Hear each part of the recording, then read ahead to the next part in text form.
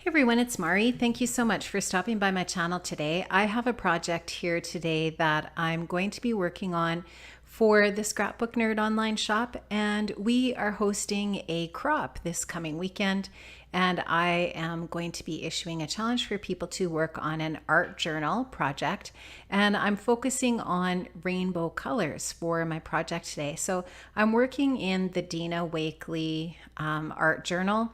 It's one of the newer media journals that has all of the really cool different kinds of substrates in it. And I'm going to be working on this white paper today. I'm just applying some of the Vicky Bouton gesso to it because I'm going to be using quite a few different paint applications and so on my layout. So I'm just getting a little bit of a buffer between my different products, my different mediums, and the paper. So I'm just taking that Prima silicone brush there and applying the gesso. That's really super easy to clean up just with some baby wipes. So that's what I'm doing there, is just making sure that I get that all cleaned up so that the next time I want to use it, it is good to go. So I'm going to start off here with some Dina Wakley paints. I am going in here with some tangerine, and I'm just using the Dina Wakley mixed media brushes here as well. Definitely using a lot of Dina Wakley products. And then I'm going in with some of her yellow, and I'm going to put some of that down and kind of blend that around a little bit. And now I'm just going to take a Crafter's Workshop stencil. I'm just looking for the stencil right now so that I can tell you which stencil that is, but it's one of the smaller stencils, and I'm just taking a baby wipe and I'm lifting up some of that color. This stencil is called Botanical Dream. It's like I said, a 6x6 stencil. Really love working with stencils in my art journals. Now I'm going in with the Evergreen acrylic paint from Dina Wakley, and I'm once again just going to go in again with that stencil and remove some of that paint just to create a little bit of pattern and some texture in the background. Art journaling is all about layers, layer upon layer upon layer, and it is such a freeing process. I absolutely love it, and I have so much fun working in my art journal. This is turquoise acrylic paint from Dina Wakley. I'm just going to apply some of that. And then this is the blackberry as well. So you can see the rainbow colors formulating here. And I'm just going to continue to use that technique of lifting some of the paint off to create that pattern in the background, just using that same stencil. Now I'm going to go in with an indigo blue mixed media stamp. This one is called, I'm just looking here, Rugged Edge. And this is a Limmer Weber design. I'm just taking my archival ink in black, and I'm just going to stamp that down just to create a little bit more detail in the background. And I'm just stamping that randomly wherever. It just kind of frames things in a little bit. And now I'm just taking my heat tool and just making sure that I have that nice and dry before I go in and add some more paint. I'm just going to add a little bit more of that evergreen color up to that corner. And now I'm going to take another stencil. This one is a Dina Wakley stencil. It is called, I'm just looking at it here, guys.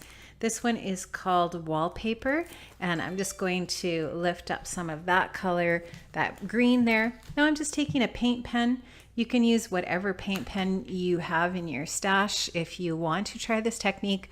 I'm just going in and adding some little dots just to create a little bit more pattern in the background and add some white in there as well. Now I'm just going to take some of the Dina Wakley collage papers, and I'm going to take some of her thick gel, and I'm going to add some of that collage paper on with that thick gel. I'm going to just put the gel down and then put the paper over top and then add a little bit of gel on top of that.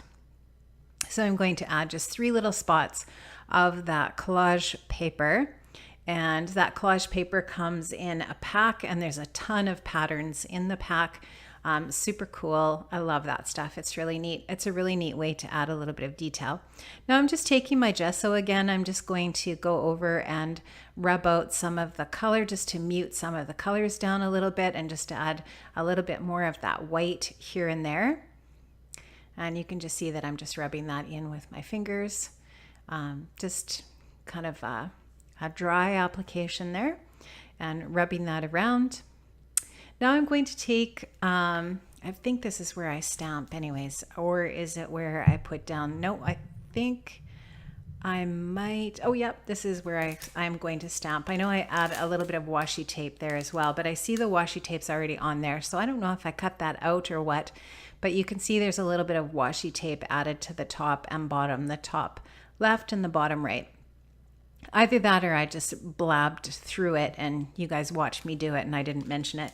Anyway, this is a mixed media stamp called Face in the Crowd, and it's a Dina Wakley stamp set. I love it. I am using the face there, and then I'm also going to use one of the sentiments that says "You are enough." I'm going to stamp that and cut that out and glue it down as the sentiment on the journal entry. You can just see there I'm just going around my little figure, my stamp, with some white gesso there just to make her stand out a little bit more. And then I am going to stamp out and glue down that sentiment, I believe, onto the layout as well.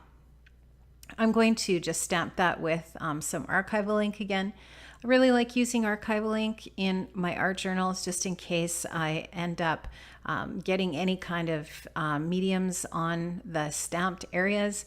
This will not reactivate. It's waterproof, and it is just a great type of ink to use in your art journals. I'm just going to glue that down with some collage medium and get that stuck down.